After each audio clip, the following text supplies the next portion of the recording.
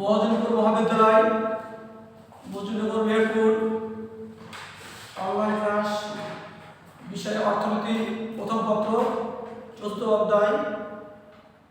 এই অধ্যায় আলোচনায় যারা অংশগ্রহণ আসছেন তাদের সবাইকে আমি স্বাগত জানাচ্ছি এবং সালাম জানাচ্ছি। আজকে এই ৪র্থ অধ্যায়ের বিষয়টা হচ্ছে মার্কেটিং বা বাজার মার্কেট বলা হয়। আমরা যে বিষয়টা আজকে তোমাদের সামনে আলোচনা বা আলোকপাত করব সেটা হচ্ছে ফার্মের ভারসাম্য, ইকুইলিব্রিয়াম অফ এ ফার্ম।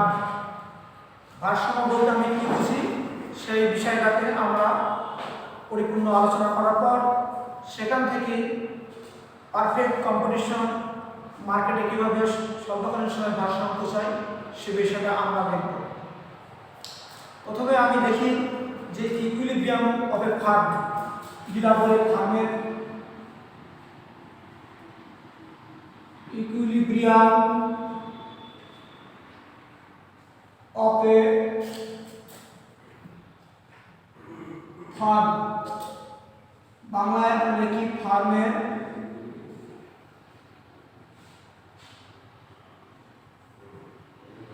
ভারসাম্য। ভারসাম্য বলতে কি বুঝি সেটা আমরা আলোচনা করার পর দেখি। আমরা জানি যে প্রতিষ্ঠান মুনাফা লাভের উদ্দেশ্যে সর্বনিম্ন ব্যয় সাপেক্ষে বিভিন্ন বাজারে উৎপাদন পণ্য বা উপকরণ ক্রয় করে পণ্য বা সেবা বিক্রির জন্য যোগান দেয়, তাকে ফার্ম বা প্রতিষ্ঠান বলে।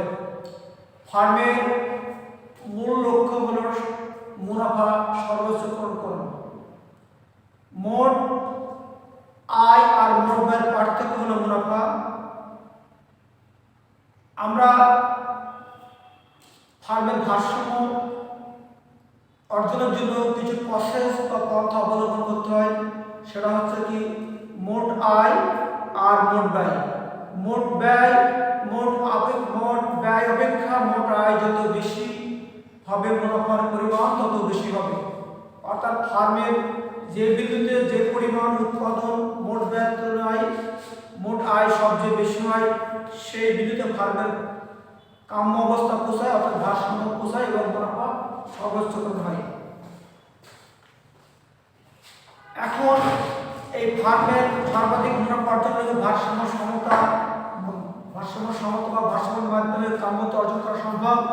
যে উৎপাদন তার মুনাফা সর্বোচ্চ হয় সেই উৎপাদন বিন্দুতে ফার্মের ভারসাম্য, সেই উৎপাদন বিন্দুকে ফার্মের ভারসাম্য বিন্দু বলা হয়। ফার্মের ভারসাম্য দুটা শর্ত পালিত হয়, প্রাথমিকভাবে দুটা শর্ত পালিত হয়। আমরা তার আগে জেনে নিই যে ভারসাম্য শর্ত সেটা কি। আমরা জানি মোট আয় আর মোট ব্যয়।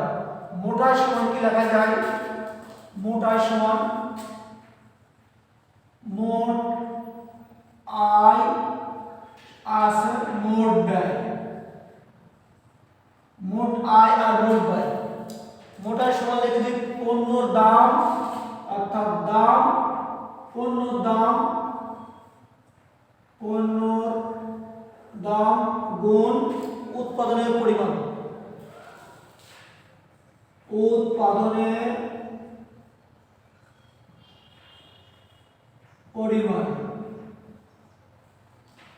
এইটাকে আমরা প্রতীকের সাথে লিখতে পারি।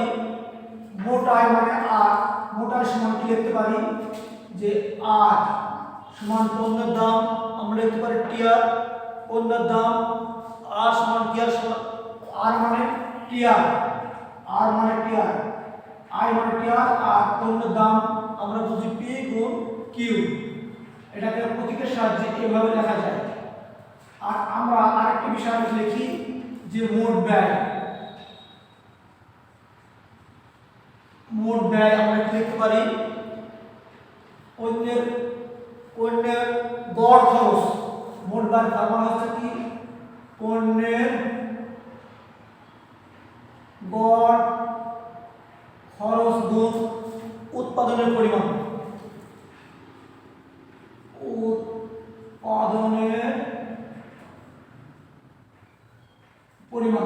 এটা আমরা প্রতীকের সাহায্যে এভাবে লিখতে পারি ব্যয় সমান সি ইকুয়াল টু লিখলে কি লিখি যে টিসি, সি মানে টিসি সমান গড় খরচ মানে কি, গড় খরচ এসি গুণ কিউ, গড় খরচ এসি গুণ কিউ। এটা হচ্ছে ফার্মের ভারসাম্য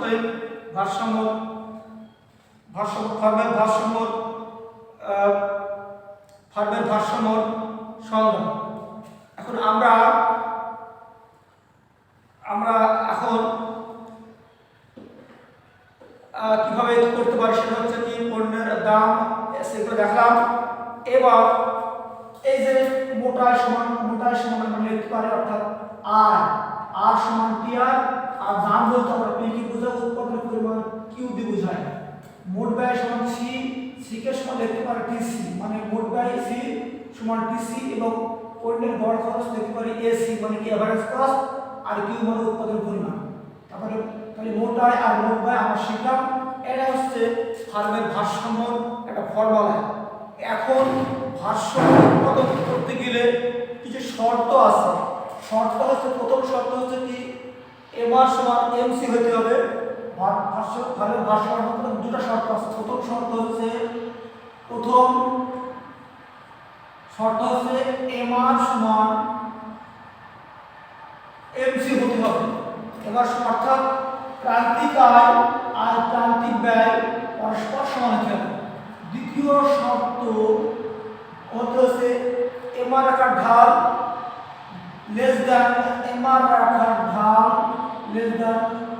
এমসি রেখার ঢাল, অর্থাৎ এমসি রেখা এমআর রেখাকে নিচ থেকে উঠে উপর দিকে পরস্পরের দিকে উপর দিকে ছেদ করবে। এটা হচ্ছে ফার্মের ভারসাম্য অর্জনের প্রাথমিক শর্ত। এখন আমরা ফার্মের ভারসাম্য অর্জন করতে গেলে প্রথমত আমরা এই দুইটা ফর্মুলা নিলাম। দ্বিতীয়ত হচ্ছে যে এমআর সমান এমসি হতে হবে। দ্বিতীয় নম্বর শর্ত হচ্ছে যে এমআর লেস দ্যান এমসি, অর্থাৎ এমসি রেখা এমআর রেখাকে নিচ থেকে উপরে উপর দিকে ছেদ করবে। এখন পূর্ণ আমরা short term equilibrium of the farm under perfect competition, মানে পূর্ণ প্রতিযোগিতামূলক বাজারে সর্বাধিক ভারসাম্য। আমরা এই বাজারে ভারসাম্য অর্জন করতে গেলে কিছু অনুকূল শর্ত লাগে। সেগুলো হচ্ছে কি সমজাতীয়, প্রথম কথা হচ্ছে সমজাতীয় বা একই ধ্রুবক থাকতে হবে। দুই নম্বর হচ্ছে অসংখ্যক ক্রেতা বিক্রেতা এবং তাদের বাজার সম্বন্ধে পূর্ণ জ্ঞান থাকতে হবে এবং যেখানে সরকারি কোনো হস্তক্ষেপ নেই। 3 নম্বর হচ্ছে বাজারের পণ্য দাম থাকতে হবে স্থির। 4 নম্বর হচ্ছে উৎপাদক শিল্পে সহজে প্রবেশ এবং প্রস্থান করতে পারবে।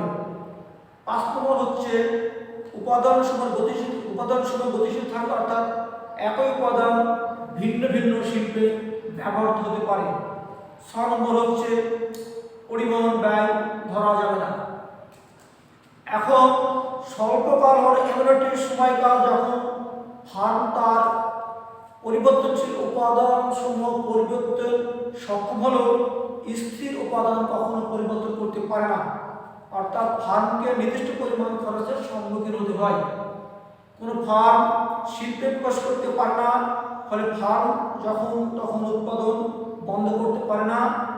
পূর্ণ প্রতিযোগিতা স্বল্পকালে ফার্ম স্বাভাবিক মুনাফা, অস্বাভাবিক মুনাফা এমনকি ক্ষতি স্বীকার করে উৎপাদন করতে পারে।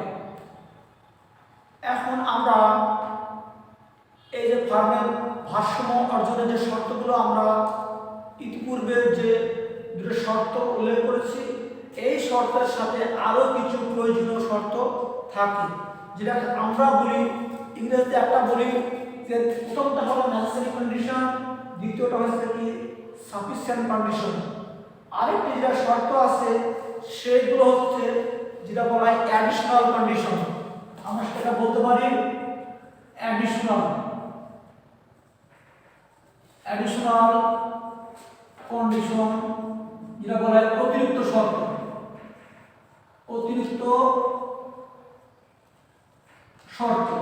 এই অতিরিক্ত শর্তের মধ্যে আমরা কয়েকটি বিষয় লক্ষ্য করি, সেটা হচ্ছে সেটা হচ্ছে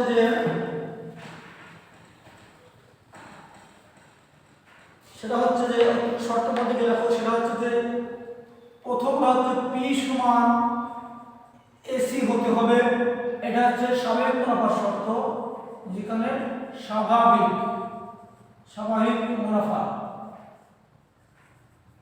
আর দ্বিতীয় নম্বর হচ্ছে পি গ্রেটার দেন এসি, সেটা হচ্ছে কি আমি কি বলবো, অস্বাভাবিক মুনাফা অর্জন করা হয়, যেটাকে অস্বাভাবিক মুনাফা অর্জন করতে পারে, দ্বিতীয় নম্বর শর্ত।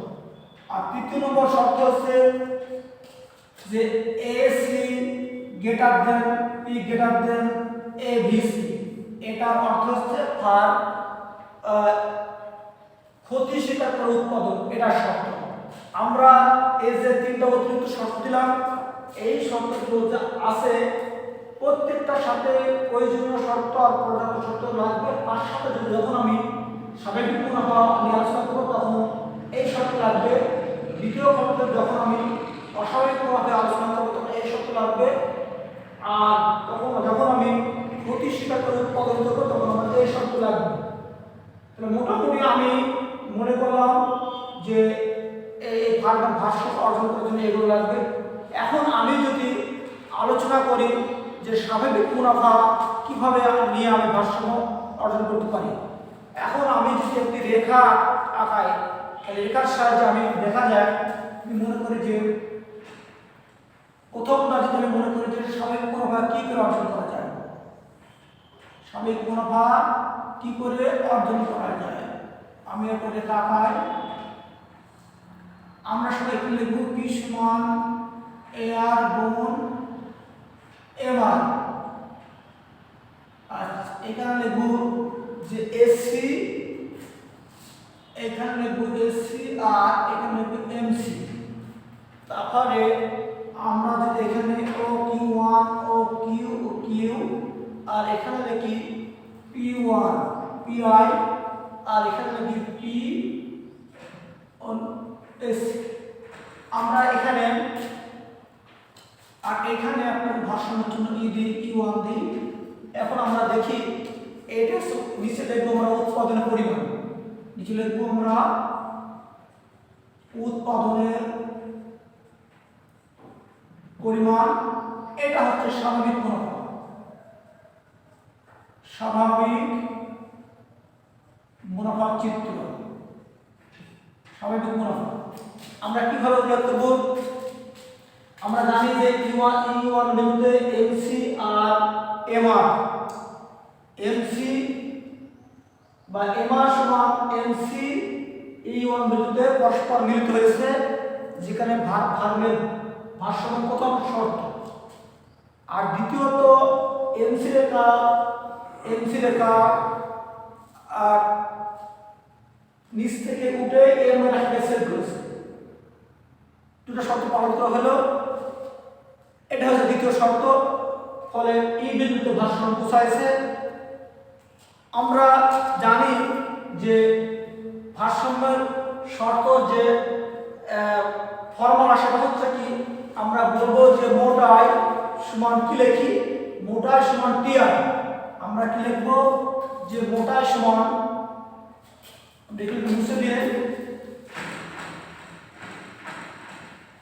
আমরা এগুলো দেখা যে আমরা মনে করি যে মোট আয় সমান কি লিখি, যে টি আর, মোট আয় অর্থ হচ্ছে টি আর মানে টোটাল রেভিনিউ। মোট আয় সমান দাম গুণ উৎপাদনের পরিমাণ, টি আর সমান দাম গুণ উৎপাদন পরিমাণ, দাম গুণ উৎপাদনের পরিমাণ। এখানে দাম কত আছে, দাম আছে আমার এখানে OP1, দাম হচ্ছে কত, OP1 আর উৎপাদন হচ্ছে কত মান, OQ1। তাহলে দাম আর উৎপাদন মান গুণ করলে কি হবে, OP1 আর E1 Q1, OP1। তাহলে কি লিখবো, OP1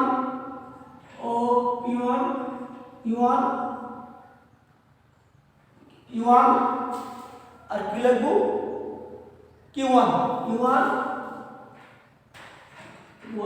তার মানে দাম হলো ও P1 আর উৎপাদন হলো ও Q1। এখন আমরা যদি গুণ করি তাহলে হবে ও P1 E1 Q1 ও P1 E1 Q1। আর ব্যয়, এটা হলো ব্যয়, টিসি মানে কি দাম বড় ব্যয় খরচ, টিসি মানে কি আমরা বলি মোট ব্যয় হচ্ছে টোটাল কস্ট, টিসি মানে বড় ব্যয় উৎপাদন পরিমাণ, ফর্মুলা হচ্ছে কি গড় ব্যয় গুণ উৎপাদনের পরিমাণ। গড় ব্যয় কি আছে, এখানে কি আছে, গড় ব্যয়টা একই দিয়ে আছে, গড় ব্যয় দিয়ে আছে Q1, গড় ব্যয় দিয়ে আছে কি বলবো Q1 E1। গড় ব্যয় মানে কি আছে, এটা প্রতীকের সাথে লিখতে পারি, আর তাহলে কি আছে Q1 E1 আর উৎপাদন আছে কি ও Q1। এবার গুণ করে লিখতে হবে ও Q1 বা গুণ করে আমরা সাজিয়ে লিখতে পারি, এটাই লিখতে পারি সাজিয়ে, আমরা গুণ করে লিখতে হবে এটা আমরা সাজিয়ে লিখি, তাহলে ও P1 E1 Q1। এবার আমরা মুনাফা বের করার নিয়ম হচ্ছে কি, আমরা জানি পাই সমান টিআর মাইনাস টিসি, পাই সমান টিআর মাইনাস টিসি। তাহলে টিআর কত আছে, টিআর আছে আমার ও P1 E1 আর Q1, আর টিসি আছে ও P1 E1 আর Q1। তাহলে আই বাই মিলে গেলে ইকুয়াল টু কি হয় 0। তাহলে স্বাভাবিক মুনাফা উৎপাদনের পরিমাণ হচ্ছে, এখানে স্বাভাবিক মুনাফা মোট আয় আর মোট ব্যয় ইকুয়াল টু 0, স্বাভাবিক মুনাফা 0 হয়, মানে ক্ষতি হবে না এবং লাভ হবে না, ইকুয়াল টু 0। তাহলে আমরা স্বাভাবিক মুনাফা মনে করি 0। এটা হচ্ছে স্বাভাবিক মুনাফা চিত্র। এবার আমরা দেখি যে অস্বাভাবিক মুনাফার ক্ষেত্রে আমরা কি করতে পারি। দ্বিতীয় চিত্র যেটা আমরা বলি, আমরা যদি বলি যে অস্বাভাবিক মুনাফা, তাহলে আমরা চিত্রটা আঁকাই, দ্বিতীয় ক্ষেত্রে আমরা আঁকাই। এবার আমরা দেখি, আমরা দেখি এগুলো পূরণ করে দিই এটা হচ্ছে আমাদের এসি রেখা,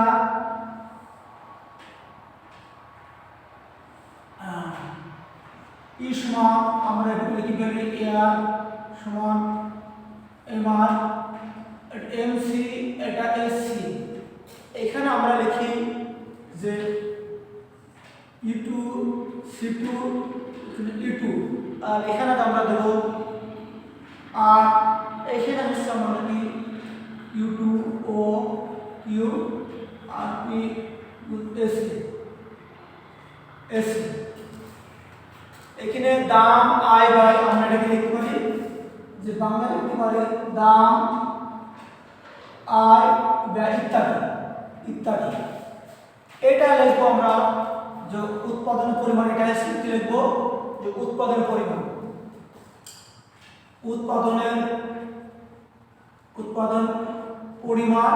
এই চিত্রটা হচ্ছে কি অস্বাভাবিক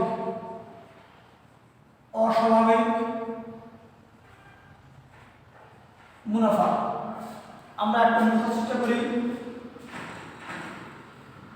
এই চিত্রটা আমরা দেখি অস্বাভাবিক মুনাফা। আমরা এই ভিডিওটি মুছে ফেলি,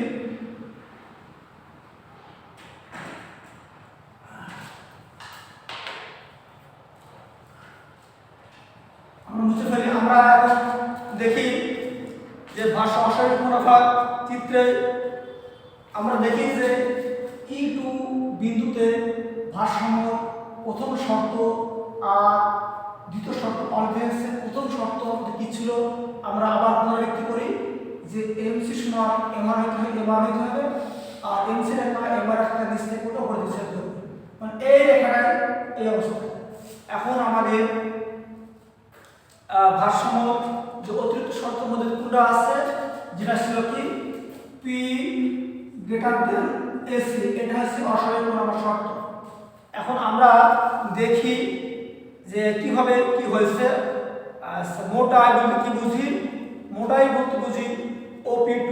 মোটাই আমরা বলতে কি বুঝি? OP2। হ্যাঁ, দাম সমান দাম গুণ কি আর সমান মোটাই মানে টোটাল রেভিনিউ, দাম গুণ কত পেলে দাম কত হবে? OP2। উৎপাদন পরিমাণ কি হয়েছে? OQ2। আচ্ছা, এখন এই দুটো গুণ করলে কি হবে? OP2 গুণ করলে কি হবে? OP2 E2 আর Q2। OP2 E2 আর Q2, E2 আর Q2। আর টিসি বলতে কি বুঝি? আর এখানে টিসি বলতে গড় বলতে কি বুঝি? Q2 আর গুণ Q2 গুণ আর OQ2। এবার গুণ করলে কি হবে? কি গুণ করলে আমরা কিভাবে কি করতে পারি? যে OC2 আর Q2, OC2 আর Q2। এখন আমরা যে মুনাফা আবার লিখি সেই ধরে সেই নিয়মে লিখি। মুনাফা সমান আমরা জানি যে QR মাইনাস TC। তাহলে আমরা কি লিখি? যে I স্কয়ার বাদ দিয়ে I কত ছিল? OP2 E2 আর Q2 মাইনাস OC2 আর Q2। এবার আমরা যদি বার দিই তাহলে আমরা দেখতে পাবো